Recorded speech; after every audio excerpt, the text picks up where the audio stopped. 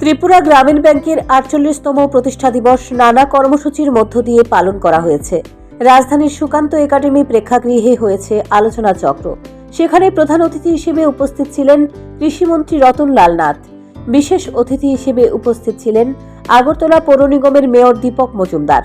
অনুষ্ঠানে বক্তব্য রাখতে গিয়ে কৃষিমন্ত্রী রতনলাল নাথ বলেন, কোনো দেশের এবং রাজ্যের উন্নয়নের জন্য ব্যাংক একটি গুরুত্বপূর্ণ ভূমিকা নিয়ে থাকে। ব্যাংকের সহযোগিতা ছাড়া সেই উন্নয়ন কিছুতেই সম্ভব নয়। ত্রিপুরা গ্রামীণ ব্যাংক রাজ্যের উন্নয়নে বিশেষ ভূমিকা গ্রহণ করছে। পাশাপাশি তিনি বলেন, রাজ্যের স্বসহায়ক দলগুলির আর্থিকভাবে উন্নয়নের জন্য এবং বেকারদের সহজ কিস্তিতে ঋণ প্রদানে গ্রামীণ ব্যাংক বিশেষ ভূমিকা পালন করছে। পাশাপাশি তিনি বলেন, কোনো সময় দেখা যায় একাংশ ব্যাংক কর্মীর অসহযোগিতার কারণে ব্যাংক থেকে ঋণ পাচ্ছে না। এইসব বিষয়ে ব্যাংকের আধিকারিকদের আরও সচেতন হতে হবে, কারণ রাজ্যের শিক্ষিত বেকার যুবক যুবতীদের সকলেই চাকুরির সুযোগ পাচ্ছে না। যারা চাকুরি পায়নি তারা ঋণ নিয়ে নিজেকে প্রতিষ্ঠিত করতে চায়। এই কাজের ব্যাংক কর্মীদের সহযোগিতা করার আহ্বান জানিয়েছেন কৃষিমন্ত্রী। হাবিব ব্যাংক আমার ব্যাংক, হাবিব ব্যাংক সবার ব্যাংক। একটা ছোট্ট বাচ্চা বলছে আমারও তো,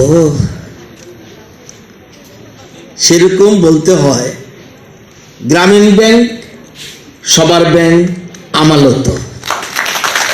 ছোট্ট বাচ্চা আমারও তো বলতে পারেনি, ওই ছোট্ট বাচ্চাকে দিয়ে প্রচার করাচ্ছে যে আমারও তো এটা। সেই মেয়েটা তো আর বলতে পারে না আমার, ও বলছে রটাকে বলছে ল, আমারও তো, মানে সবার প্রিয় এমনভাবে প্রচার করছে। তো দেশের উন্নয়নে এবং রাজ্যের উন্নয়নে ব্যাংকের ভূমিকা অত্যন্ত গুরুত্বপূর্ণ এবং আমাদের রাজ্যের গ্রামীণ ব্যাংক এই ক্ষেত্রে উল্লেখযোগ্য ভূমিকা পালন করছে। ত্রিপুরা গ্রামীণ ব্যাংক রাজ্যের মানুষের কল্যাণে কাজ করে চলেছে। সেই সঙ্গে বিভিন্ন সামাজিক কাজেও জড়িত রয়েছে ত্রিপুরা গ্রামীণ ব্যাংক।